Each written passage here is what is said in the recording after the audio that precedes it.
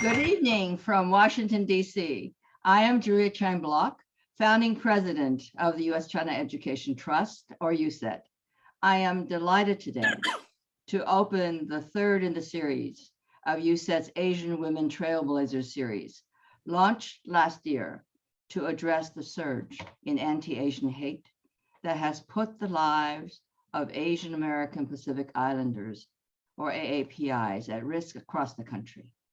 USCET launched the series to confront Asian Americans' history of exclusion and invisibility, and to raise awareness of Asian contributions to American culture and society, that AAPIs are part of the narrative of America.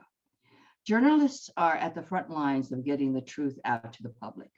We're proud to present on our panel today some of the best of AAPI journalists who are reframing how the US media portrays the AAPI community, speaking out against discrimination, racism, and injustice against AAPIs as never before.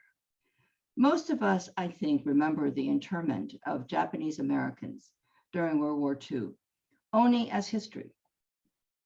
But I am old enough to remember viscerally the killing of Vincent Chin in 1982. His killers would never spend a full day in jail. Helen Zia, one of our speakers today, will tell you how Vincent Chin's family never got the justice they deserved. And my question to everyone today is whether that can happen again. All of us here today should remember the Atlanta shootings that killed 8 people, 6 of them Asian American women. March 16th, 2021 was just last year. The killings could happen in 2021 because the killers of Vincent Chin got away with it. The recent surge in anti-Asian hate is the long legacy of anti-Asian violence in America. Do we know what has happened to the Atlanta killer? Do we have the full story on Michelle Go, the Chinese American woman pushed to death in front of a New York City subway train? I will leave that to the speakers to tell us whether justice will be done or not. If Asian Americans will have justice, it will be in part because AAPI journalists, like those we have on our panel today, have raised their voices and visibility to speak to truth. Before I turn the mic to Grace Yu, Vice Chair of the 1990 Institute, let me thank her and the Institute for joining us in common cause to address racism and anti-Asian, particularly anti-Chinese hate that has deepened with the growing tensions in US-China relations during the COVID-19 pandemic. Finally, let me thank the Pauline Tsui Family Foundation for making this series possible. Pauline herself was a trailblazer, founding the Organization of Chinese American Women, the first national AAPI organization dedicated to leadership development of Chinese women in community and public service. This 4-part series honors her memory. Thank you all very much. Grace, it's all yours. Thank you, Julia. We are very happy at the 1990 Institute to be hosting or co-hosting this webinar with USCET. This is indeed a very important work, and there's so much more to do. And again, my name is Grace Yu. I'm the Vice Chair of the 1990 Institute. And at the Institute, our mission is a dual one, to promote the fair and equitable treatment of Asian Americans and a rational relationship between the US and China. At 1990 Institute, we kind of recognized a few years ago that the changing relationship between the US and China is going to bring some challenges. And with the resurgence of anti-Asian hate, the 1990 Institute redesigned our programs and also launched some new initiatives. One of the new programs that we have designed is an Instagram project called the New Asian American Voices. And it's a platform that we use to highlight Asian Americans' contribution and their achievements to counter the stereotypes of Asian Americans in anti-Asian hate. The journalists that we have, they are our eyes and ears to the society, and through their works, we stay in touch and find out what is happening around us. For Asian American journalists, there is often added expectation that they should champion for and report on the issues related to AAPI communities. We have convened a panel of distinguished Asian American journalists today to share their trials and tribulations of being a pioneer Asian American journalist and their frank discussions on reporting on AAPI issues and all the challenges that we have ahead of us. And I would like to introduce our moderator, Fong, of today's webinar. She's a trailblazer herself, being the first Malaysian Chinese American to earn a shared Pulitzer Prize for her reporting on China. She's also the author of One Child, the story of China's most radical experiment, which won a 2006 Human Rights Press Award from Amnesty International and the Hong Kong Correspondents Club. May is currently the Chief Communication Officer of Human Rights Watch and the advisor to the 1990 Institute. Here's May to get the conversation started. Thank you so much. It's truly my honor to be able to introduce our speakers tonight.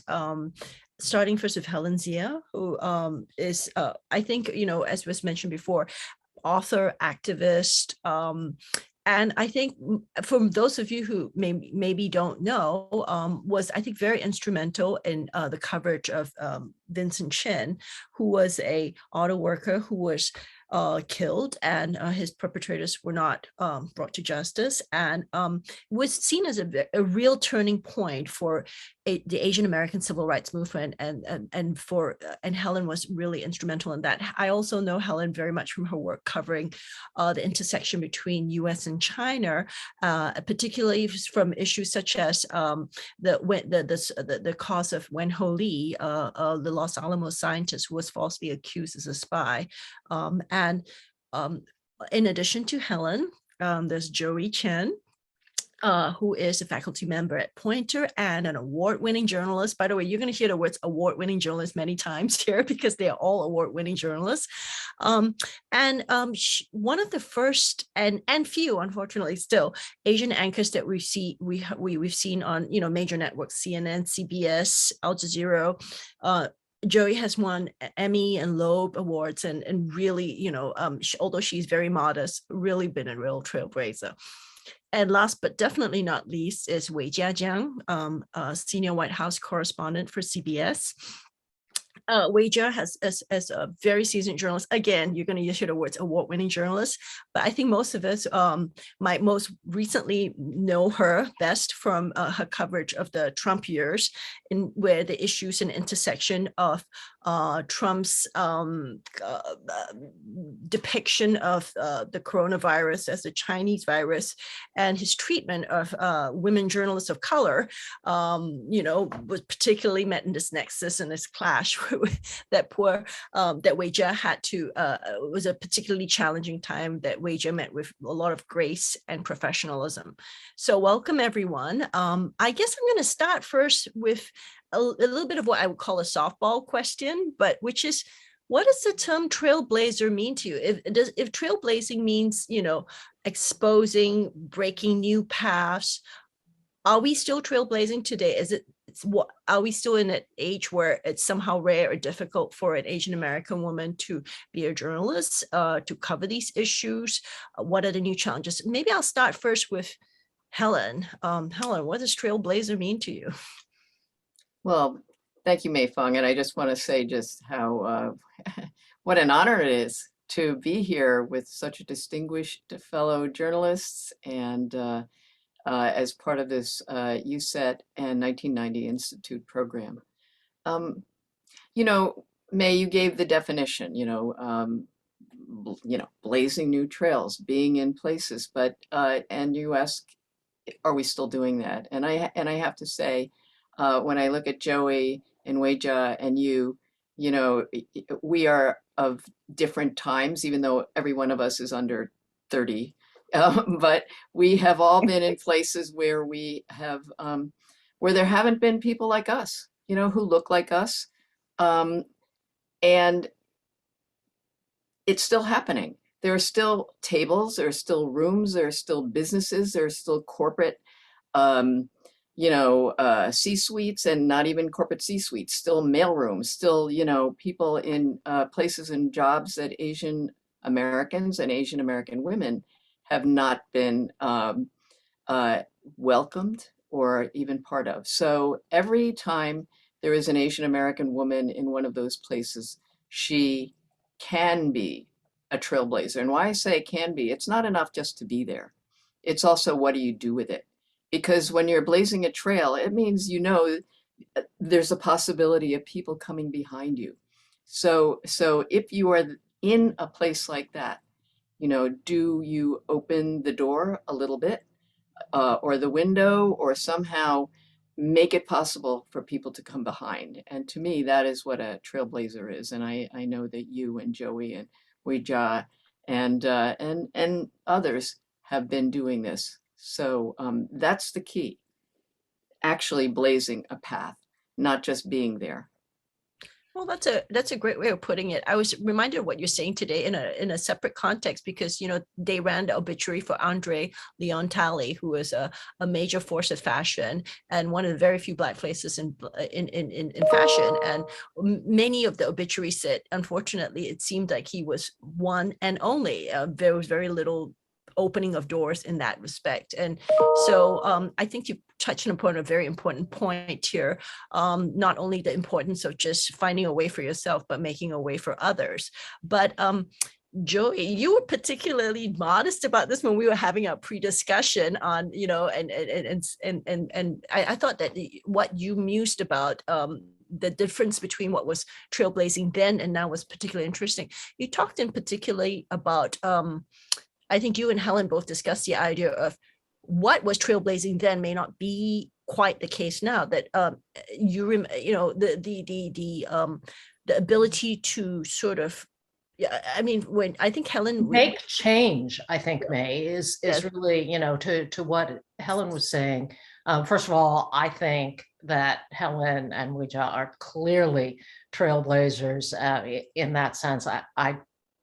It's not false modesty. I really do think I was just, in many ways, never did enough with the power that I had as an AAPI, and maybe we'll reflect on that later. But I do want to take a moment to think about how that term, that trailblazing, has changed, and particularly in this week. I cannot tell you how brilliant I think that 1990 and USCET are in scheduling it this week, when AAPI women are so much on the forefront of the news.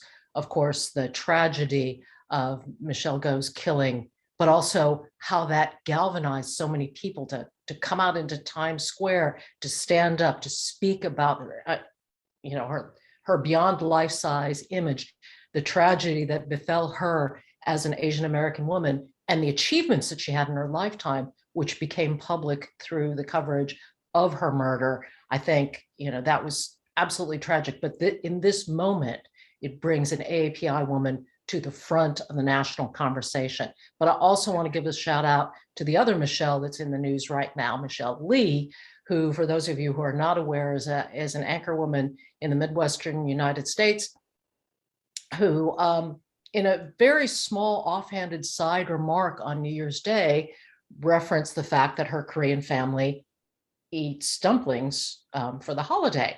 And this caused this backlash, a fierce, horrible backlash of a nasty viewer who said, Michelle needed to keep her Korean to herself, and she didn't need to be so very Asian. And that, for those of you who haven't heard it, I do want to encourage those of you to follow the hashtag Very Asian. It's also become a t-shirt of promotion for the Asian American Journalists Association. It's getting national attention. And once again, bringing from this really unfortunate circumstance, bringing a real triumph of her as an AAPI woman, and that representation, that I think is trailblazing in its own way and really important in this moment. And I'm just so glad that we're meeting on this particular week. Well, that's great, Joy. And we're going to come back to talking about Michelle Go and the coverage on that in a second. But I just want to turn to Weijia here and ask Weijia, I mean, what does trailblazing mean to you? You're blazing trails in all sorts of different ways, particularly, I think, because of all of us, you're born in China, and I think that became a particular sort of an issue, I think, with the coverage during the Trump years. Do you want to talk a little bit about that? Sure. First, I just want to say it's I'm extremely grateful, and I feel very humbled by this opportunity to even sit next to Helen and Joey, knowing that they blazed those trails for me. And so I thought, gosh, I'm not a trailblazer. I don't fit in this category. But then I think that's doing a disservice to the women after me who are sending me notes, who are 18, 19, 20 years old, saying things still like, it's so great to see someone who looks like me on TV. And I think oftentimes, and maybe not so much these days, but there was a period when we liked to think of America as being, post-racial, and that was really naive. And I think we have to acknowledge that we are far from there. And so as long as the trail still has bumps and still has challenges, we will all be trailblazers. It wasn't until this really affected me a month ago when my colleague, Nancy Chen, on CBS News, was on right after me, and it was the evening news, and I did a report, and then right after me came Nancy, and we both realized, wow, what a moment. Until we can get to a point where we see that and we don't have to say what a moment, there are trails to be blazed. And so I think we are making progress. We're getting to that point. And I think it all goes back to the question of what it means to be American.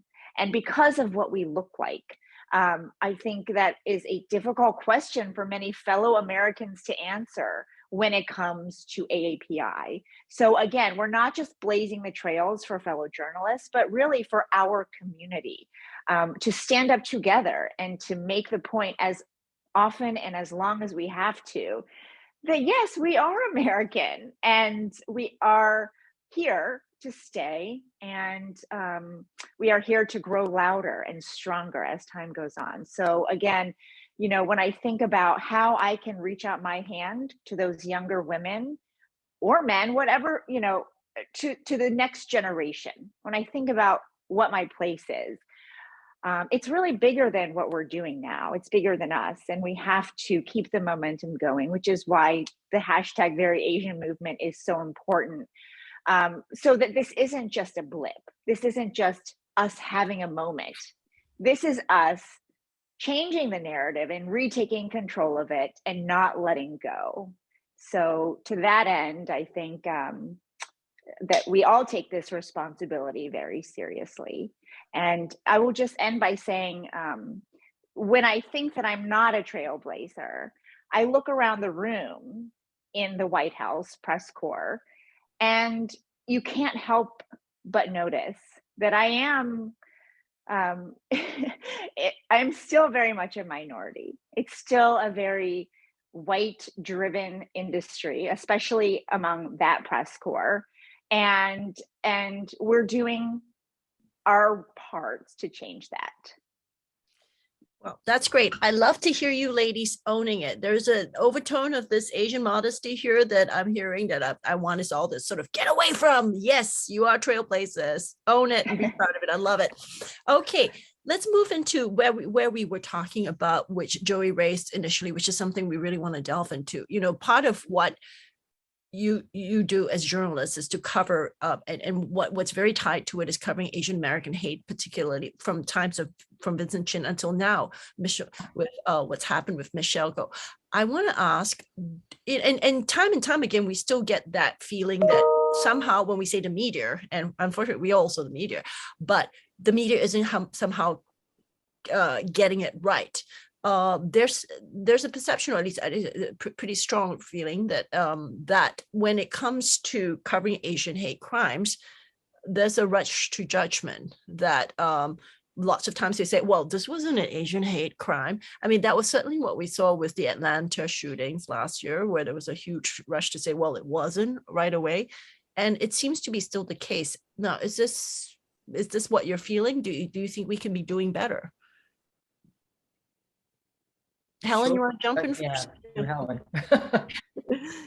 Yeah, well, number one, sure, we can be doing a lot better, but yes, I think that this is part of a pattern. This is something that's been going on for a long time, and to Joey and Weijia's point, that this is more than about journalists and journalism. We are a reflection of society as a whole, and whether we're seen as American or not, and most commonly not, that's part of our history in this country. And so how are hate crimes viewed, whether it's by the criminal justice system, whether it's by the cop who shows up or gives the first press conference, or in the newsroom, and we have to talk to our editors about the story and the possibility that it could be a hate crime, not saying that it is or isn't, but the possibility. That has always, even today, even this week with Michelle Elisa Go, the immediate knee-jerk response, even before a second of investigation, is that, oh no, it's not a hate crime. The day after the mass killings in Atlanta, where 6 Asian women were killed in their workplaces and sought after, the day after that happened, the press conference by the police was, oh, this has nothing to do with race or racism. And over time, as you pointed out, I was involved in the Vincent Chin case, where the killing in 1982, 40 years ago, the biggest hurdle was for our community to say, not that it is a hate crime, but wait a minute, let's look at it, let's investigate, do not immediately dismiss this.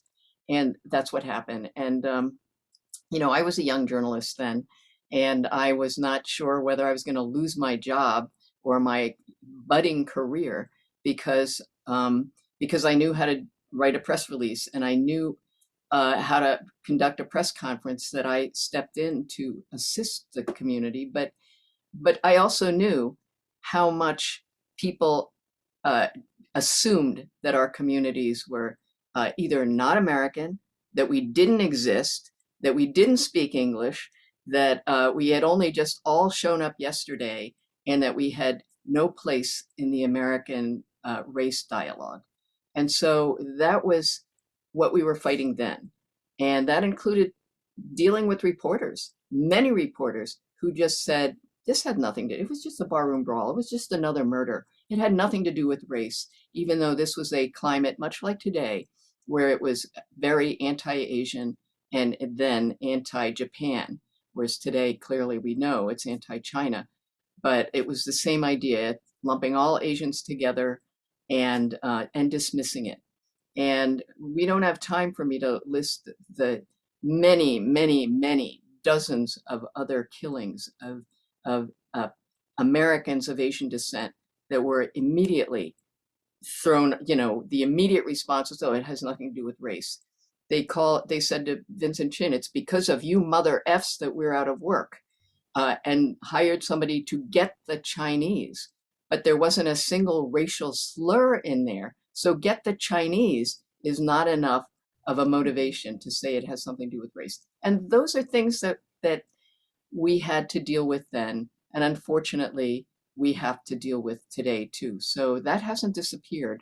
And when Michelle Go was killed, the immediate news coverage, it made me so sad and sick to see how immediately there was sort of almost apologetically saying that, well, he was deranged, well, he was mentally ill, well, he had a history of these things, well, he actually had scared another woman on the platform.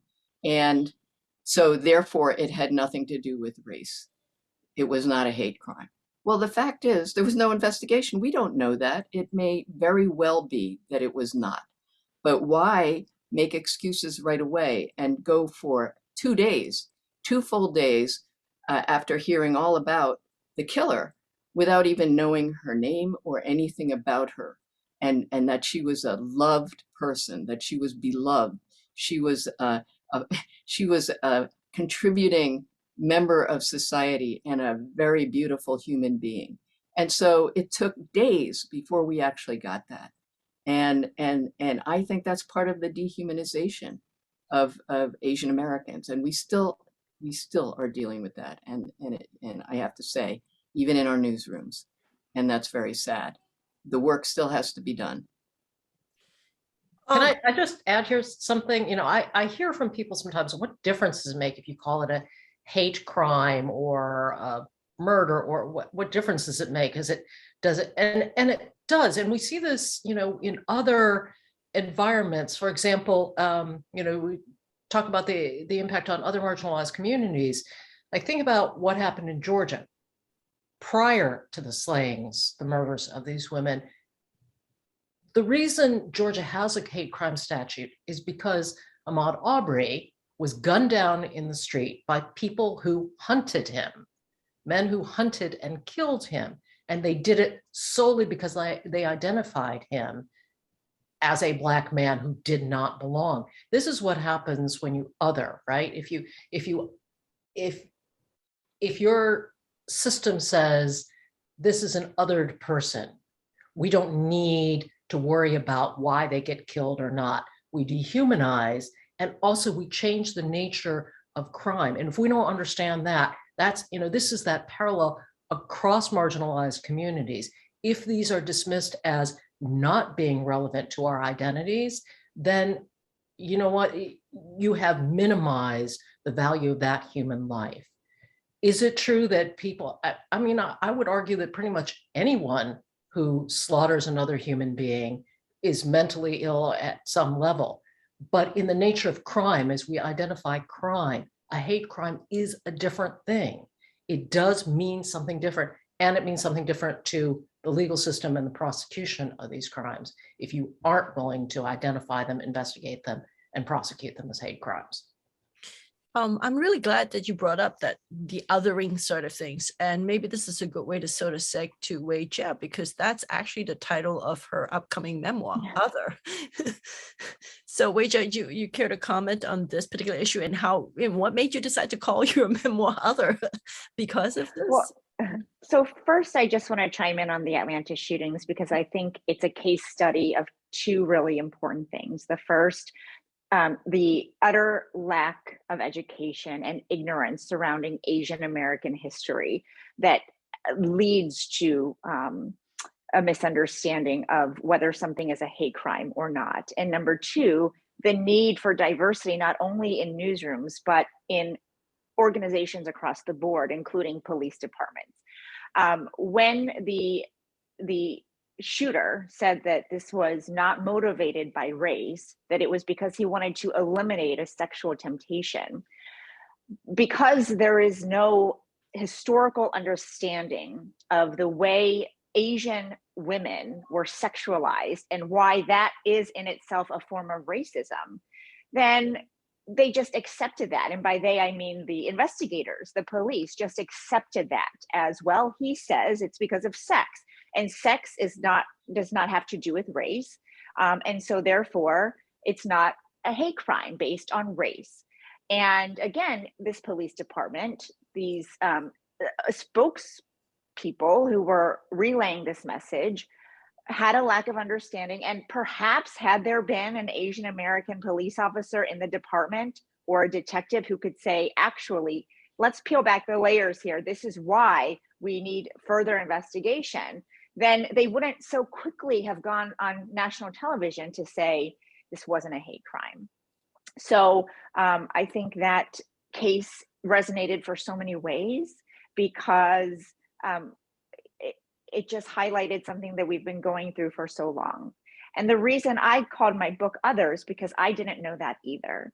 And I grew up in rural West Virginia. I was born in Xiamen, China. My parents immigrated. I immigrated to the US. I grew up in West Virginia, and I was very naive to think that as long as I get out of here, as long as I get out of this small town in this small state and leave and go to a big city in America, I will never have to deal with the feeling of being othered and being alone.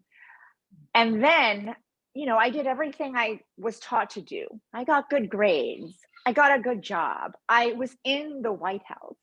And then in the White House is when I really was shaken, because I realized it doesn't matter. I mean, here I am doing one of the most patriotic things you could probably do, which is work from that building every single day. And yet I still felt that way when the previous administration othered not only myself, but all AAPIs, anybody who looked vaguely Chinese, because there was such an urgency to blame the coronavirus on the Chinese. And so that's why I decided on that name, and it had more to do with my personal experience growing up in West Virginia than it did with something that we're all experiencing every day over and over. And so, but now, obviously, given the context of where we are, the climate of our country, it fits in a different way. And so it's been a very emotional and draining and therapeutic process to write, but it's been very difficult too. That's really interesting that I think I mean, probably every Asian American has that seminal moment, probably in work or something, where you sort of realize, hey, you know what? I did all the right things, but somehow I'm still going to be othered, right? And I'm kind of curious, Helen, I see you nodding your head. Joey, do you guys remember that a moment or an instance where that happened to you?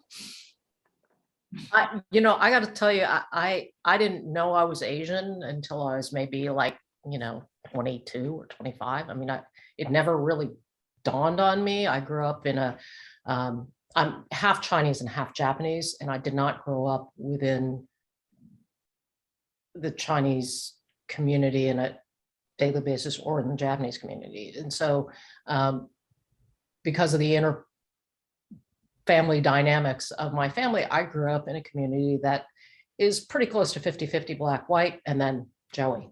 And I just didn't realize that I was Asian for a really long time. Which sounds stupid, but it didn't occur to me. And it's always been interesting to me that there have been other times in my life where I had an experience when I was an anchor at CNN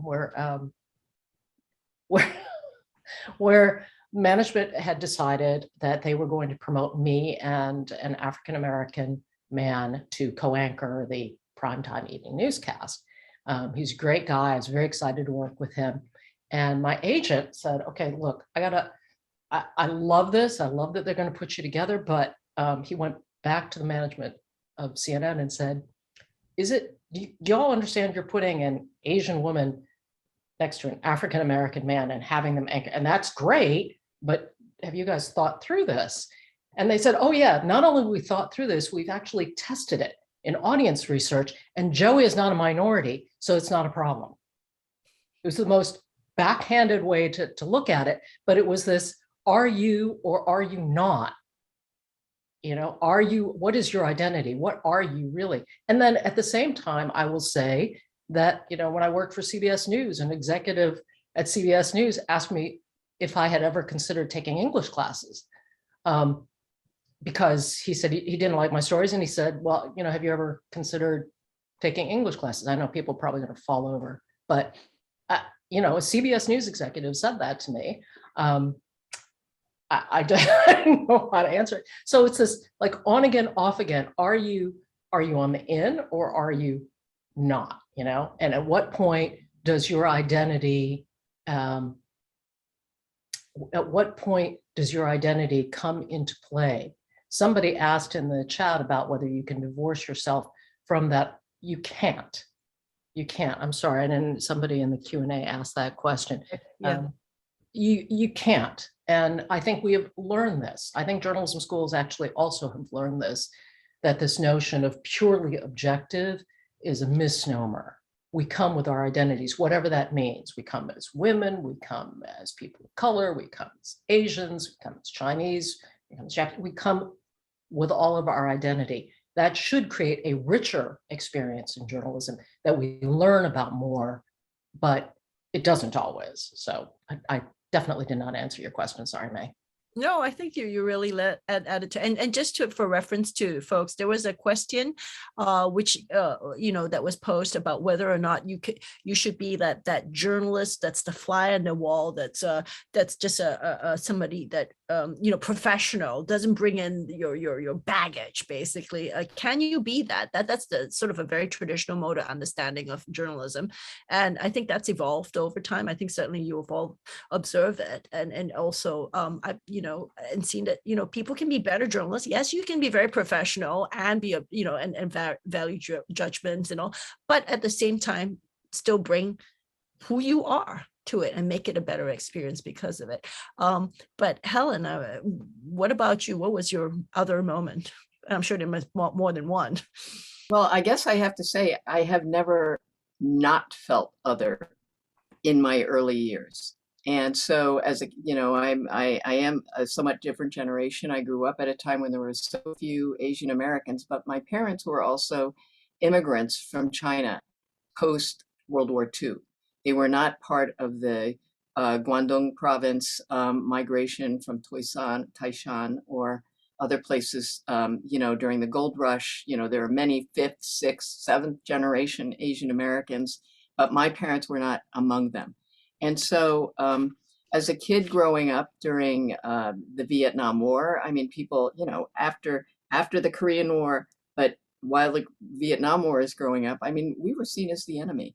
I grew up outside of a couple military bases, and in New Jersey, Fort Dix and McGuire Air Force Base. I had many friends who were military kids, and I'd see their parents. Some of them had brothers who died in Vietnam, and there was no question that we were seen as other.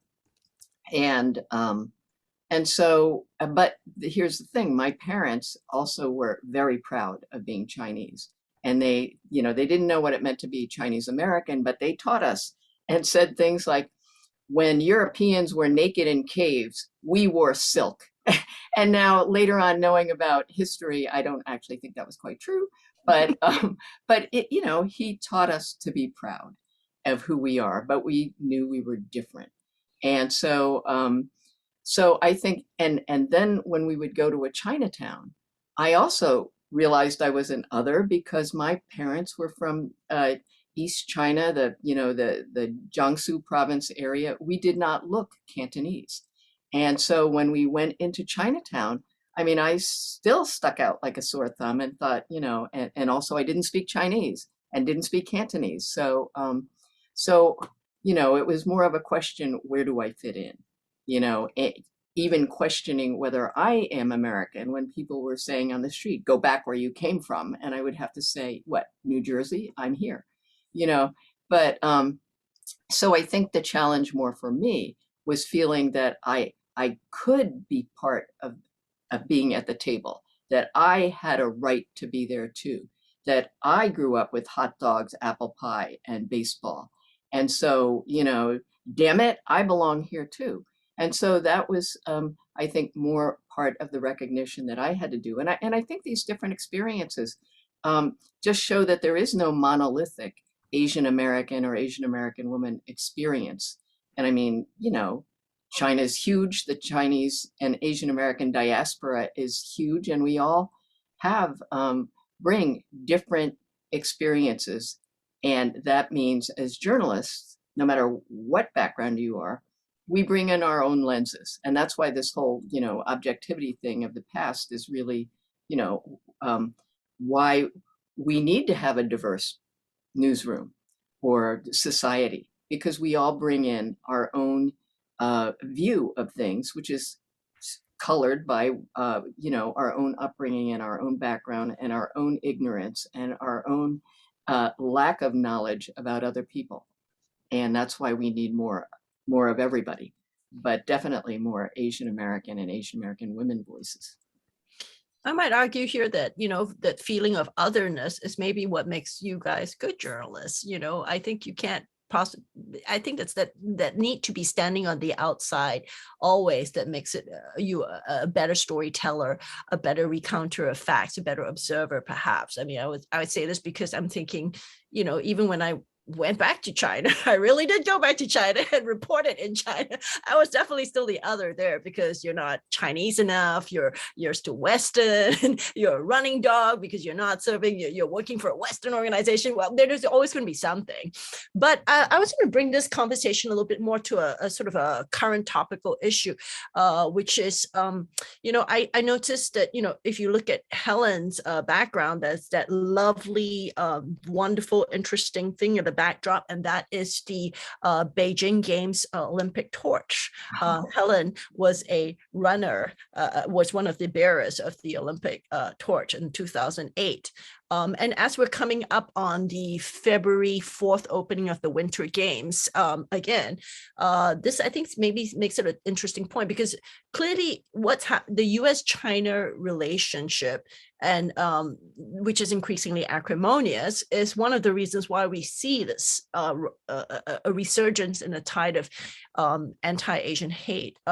Sorry, did I say it right? Asian hate. Okay, and I'm sort of asking all of you. Maybe we'll start with Weijia first. How do we see this playing out? Particularly, how do we, as responsible journalists, write and document about this? What do we see happening? Because I don't see this relationship getting cuddlier in the immediate future. Well, actually, this was brought up also in the Q&A portion about the distinction between the CCP and Chinese people and Chinese Americans and Asian Americans. And the problem is that those lines are blurred, and it is up to people in power, it is up to journalists who are telling these stories, it is up to all of us who are having this dialogue, even with our friends and family, to understand those distinctions, which you would think, of course, people understand this, but I don't think that's true. So when, you were blaming the Chinese for the coronavirus, of course, the Trump administration meant the CCP, but they didn't say that. And so because they didn't say that, the understanding from the general public was the Chinese, everyone in China. And then because Chinese Americans are, still clumped into the Chinese because again, we've been talking about whether we're viewed as Americans or not, then we get sucked into the CCP bubble. Because people don't understand how diverse the API community is, again, anybody who looks vaguely Chinese is then sucked into Chinese American, which then is swept into the Chinese and then taken all the way to CCP. And that is where the blame happens, and the scapegoating and the anger and the need to have somebody to blame, right? Because this is history repeating itself. We've seen this time and time again. When there is conflict, when there is economic despair in America, there is a need to blame somebody else, a need to blame a group. And that has often in history been Chinese people, Chinese Americans. So I do worry, honestly, about the escalating tensions between these two countries, because the public is not equipped to make that distinction. And if the tensions rise, if that affects the economy even more, again, there is going to be that bubbling anger where people misplace it. And because it's misplaced, innocent people, innocent Americans continue to pay the price. Thanks, Weijia. I was thinking particularly in one area of coverage that kind of sparked that thought a little bit was there was news today that a MIT scientist of Chinese origin, charges were dropped against him. He had been accused of fraud, mainly for not fully disclosing his ties to a Chinese university.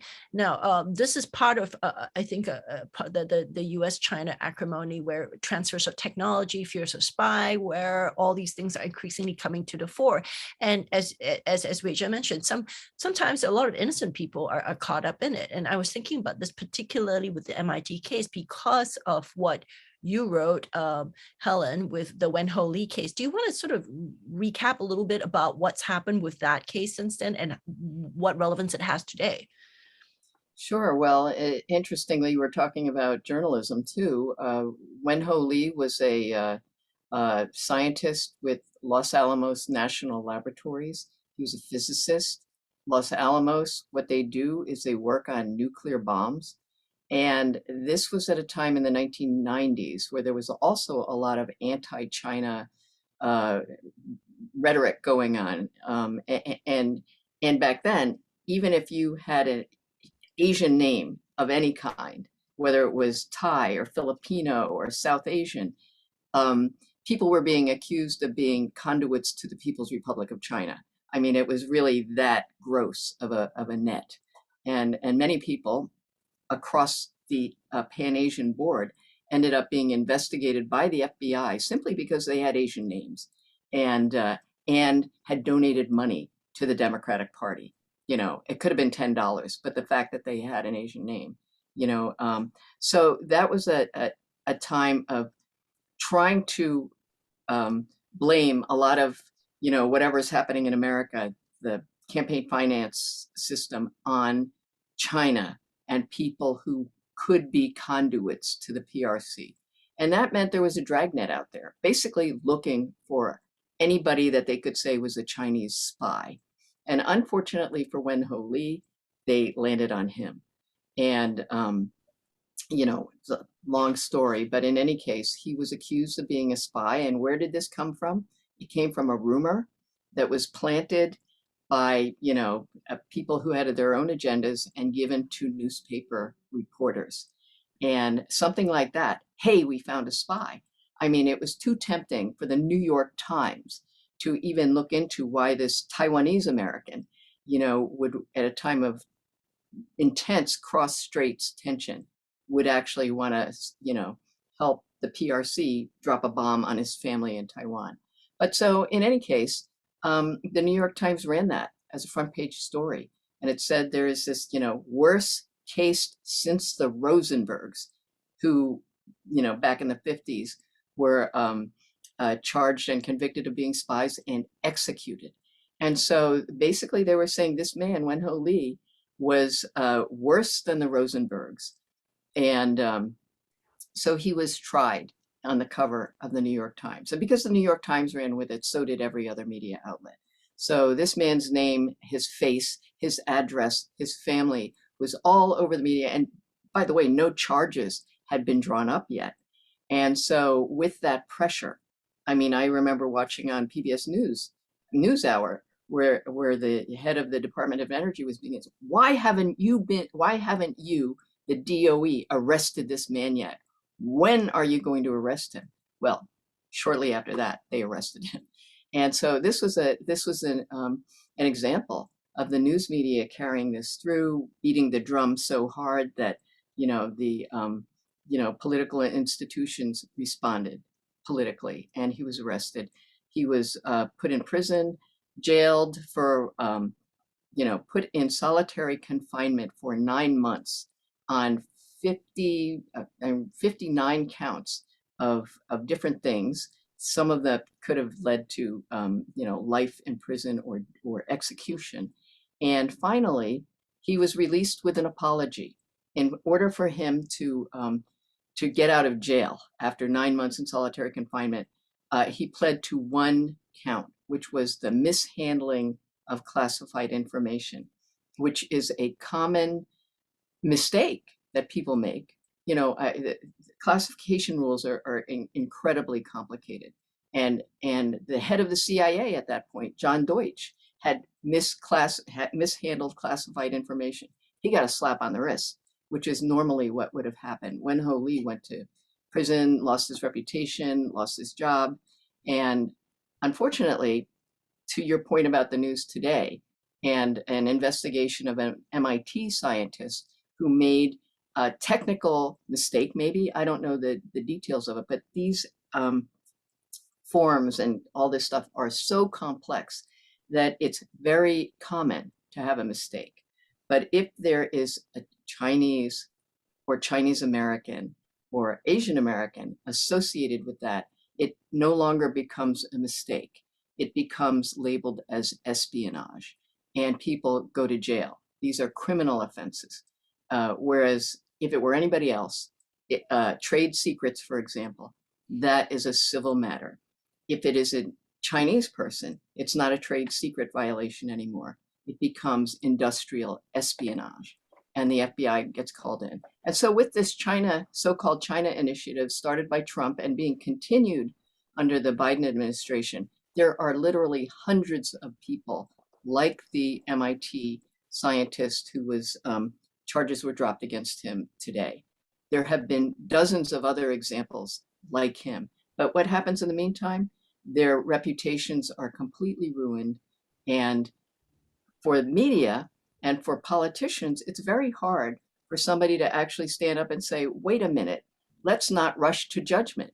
Just because they are Chinese does not automatically make them a spy, and that's what we, when I was involved with the Wen Ho Lee case, said, I don't know whether he's a spy or not, but he deserves, the right to innocent until proven guilty. Let's give the man a fair chance. And unfortunately, even today, we're seeing with the rising US-China tensions, and I quite agree with you that I don't see this going anywhere, calming down anytime soon. I think our communities have to, be prepared for a rough ride and to stand up and to come together. The other news is that Ukraine and Russia might potentially go to war, right? And involve the US. Nobody's saying we should investigate everybody who looks like they're Russian, right? But this thing about potentially attacking or prosecuting people who are Chinese or look Chinese is, just automatic. And it's hard to counter that in a newsroom or, I'm sure, in the White House. Well, this is a great point to go into a question that was asked, which is, what are some of the specific actions that Asian American, Pacific Islanders, and all citizens can take to reframe perceptions and advocate to change this discrimination and stereotypes? And this is a great one for, I think all of you will have some specific recommendations. So maybe who wants to start with the first one? Who wants to jump in with this? I think it's so tricky, May, because Andrew Yang wrote an op-ed at the height of the AAPI attacks, and he wrote that we need to show how American we are. We need to wear more red, white, and blue. We need to be more patriotic. And there was a lot of backlash because, I think people feel like, why do we have to prove our Americanness more than anybody else? But at the same time, it's, the perception that we aren't as American as everyone else is the reason. But I don't know. That's such a great question because I don't know how you do that, right? I mean, I think these conversations are really important.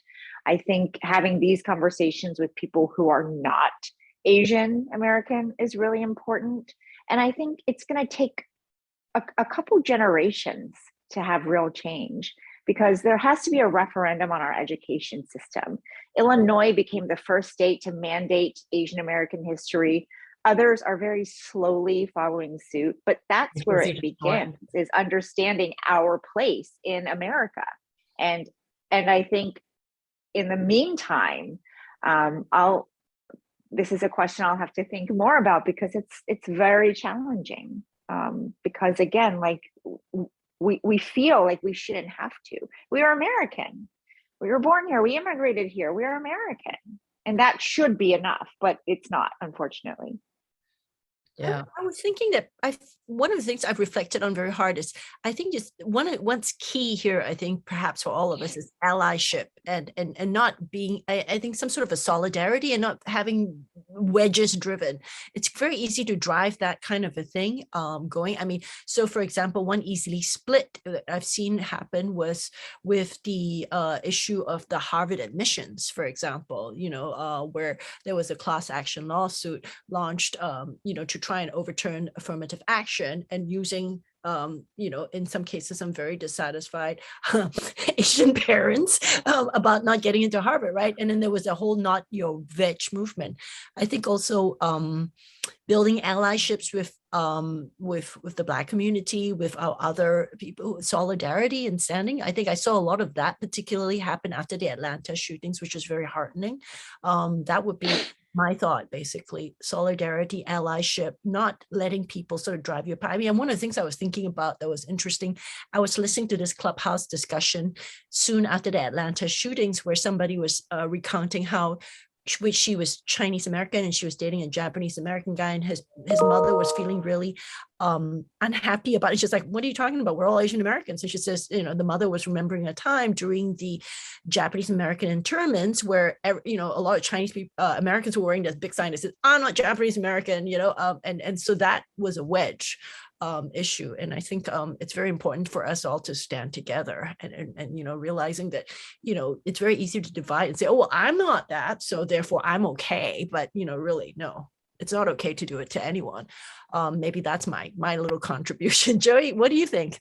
I was just thinking, one of the things that gave me great heart during the experience that Weijia had in the White House of the last administration was that journalists standing up for each other, and particularly journalists of color. There were other women journalists, Cecilia Vega and Yamiche Alcindor, who stood for Weijia, which I thought, this is really such a revolutionary moment, right? But we have to do that. We have to think, well, I don't have to stand up for her because I'm not Black, so I don't have to stand up for her. I'm not Chinese, so I don't have to stand up for her. This is that moment where we really have to look at ourselves. Who can stand for us? We all have to stand together. This allyship, the solidarity that you're talking about, this is really vital. And it's in something like standing up for a fellow White House correspondent in the face of unfair attacks by the administration, but it's also in everything. It's in what Helen's story, explaining this history. It's understanding the history. It's speaking about it. It's standing up. It's keeping these stories in the news. All the things that are happening in the Bay Area. I will once again give props to Dion Lim for continuing her coverage, local TV station, but she's got national voices talking about anti-Asian violence in the San Francisco Bay Area. Will some of those be dismissed as not hate crimes? Yes, but she's keeping that story in the forefront. And to the person who is the anonymous attendee struggling to get more editors to cover the AAPI community at work, it's hard when you're one of three. Yeah, it is hard, and you will get a lot of pushback on a lot of things. But remember, part of the reason we want to increase diversity in newsrooms is to bring those additional voices in, bring those additional stories that are going to get missed. Otherwise, yeah, you're going to get beaten up, but I got to encourage you to keep pushing to get those stories covered, even when you get like 10 no's. Maybe the 11th will be a yes. And, that is the opportunity to drive that forward.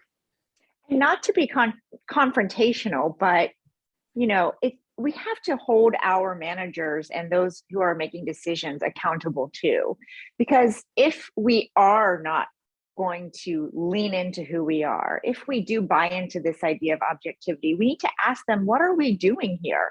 Are we in this newsroom so you can check off a box that you have filled the quota, that you have a diverse newsroom, or are we in this newsroom because you care about what we have to say?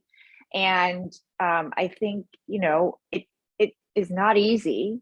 And that's why it does take solidarity with your colleagues, with your friends. But, we have to find that ability to say, when you're telling me that this doesn't deserve coverage, this is what you're saying. And let me just add that it's not just the newsroom. The journalists are not alone. There's a community out there. Dion Lim is able to do what she does because she has great support with the Asian American community. And so maybe in the newsroom, you can't be confrontational, though I will say that sometimes confrontation is merited and okay and deserved. But maybe there's a community person out there who is willing to do that confrontation. And so it all is about standing up, speaking out, whether it's you can do it in your newsroom or being in a community where others can do that. I mean, it's something that we can all do, and I think we must do. Generations look back at the internment of Japanese Americans during World War II, and they said to their grandparents, "Why didn't you fight? Why did you go?" And the thing is, generations from now, people will say that to us. And the point is, back in the 1940s, the community was so much smaller. Today, there's more than 23 million Asian Americans. And to the point of solidarity, these hate crimes are happening across the board to a lot of communities. We should all be standing together and finding ways to speak up, or helping or covering stories about people speaking up. And that's how we're going to make a change. New Jersey this week also had the AAPI history in K through 12 education. Led by a teenager, a high school student. Right. Right. And with community mobilization. Illinois happened after 2 decades of community effort. New Jersey is following, other states, but these things only will happen when people stand up. And we know we're in for a rough ride. The geopolitics do not look good for US, China, and other Asian Americans. We know how history has played that out before, and to avoid repeating history, the only thing we really have control over is us and our communities, and being able to educate others, but also to stand up. And we have to. That is the perfect ending for this at this time. I really want to thank all of our panelists for coming here and giving their great insights and great stories. I also want to thank USCET and 1990 for hosting this. And I also want to thank all of you for taking part in this. And just to add to that, in terms of a very concrete thing that Dan Chow, the chairman, 1990 has suggested is, maybe one way you can do something very concrete about this is to share this webinar, share this link with your friends, and talk about these things among yourselves. Thank you guys so much for coming. Thank you. Thank you.